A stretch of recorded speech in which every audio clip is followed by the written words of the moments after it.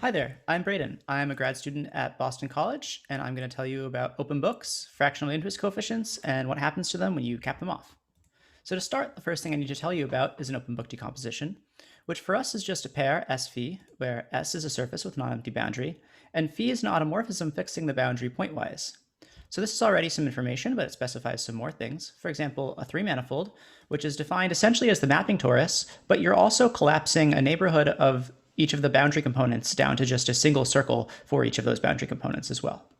And then it also specifies a fibered link sitting inside of your ambient manifold, which is just the boundary of your surface sitting inside of it. So here's a heuristic picture where our link is, which is the boundary of our surface, is sitting kind of in the middle here with this black dot, and then we have all these spokes of this wheel as copies of our surface at different times coming out.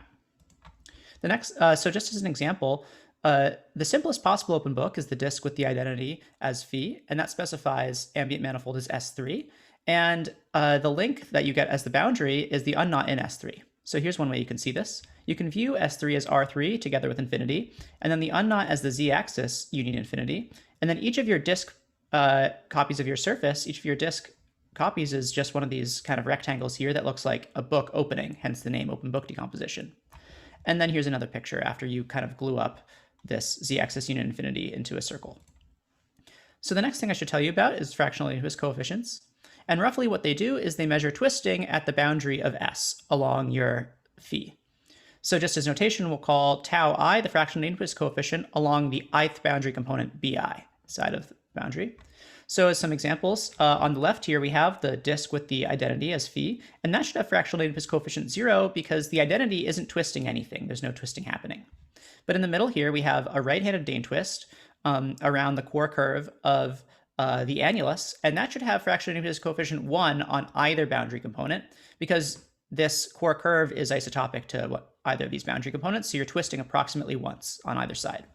And on the other hand, if we do a left-handed Dane twist, then that gives us a fractional twist coefficient of -1 instead because we're twisting in the other direction. So one thing you might want to try to do with fractional twist coefficients is find some type of bound for them.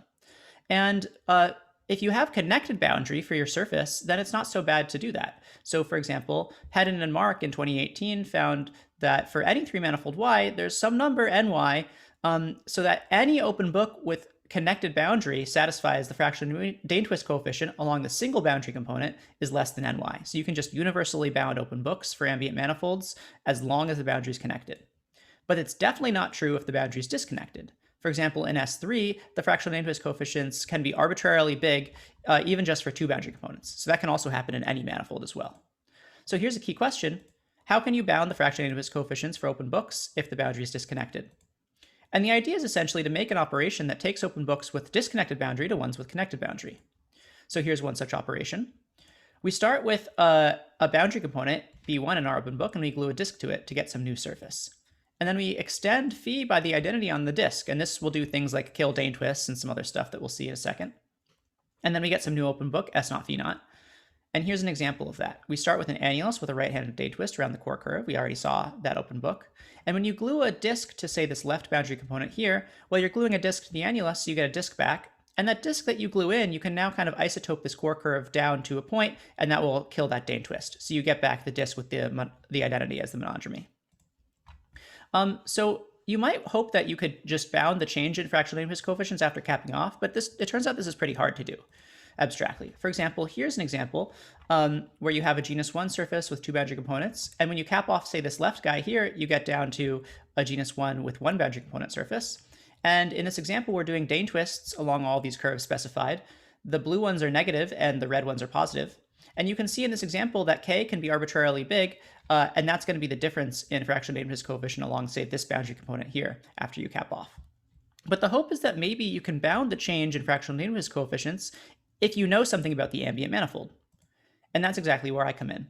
So this year I was studying what could happen to the change in fractional Dane twist coefficient after you cap off, and here's what I found. So for any manifold Y, there's some number AY, so that if you have some open book with two boundary components for Y, then if you also have that the boundary component that you're capping off has fractional Dane twist coefficient bigger than AY, then the fractional Dane twist coefficient of the single boundary component after you cap off will be at most -1. And then there's just this slight asterisk, which is that you also need the ambient manifold to be a rational homology sphere. Okay, that's it. Thanks.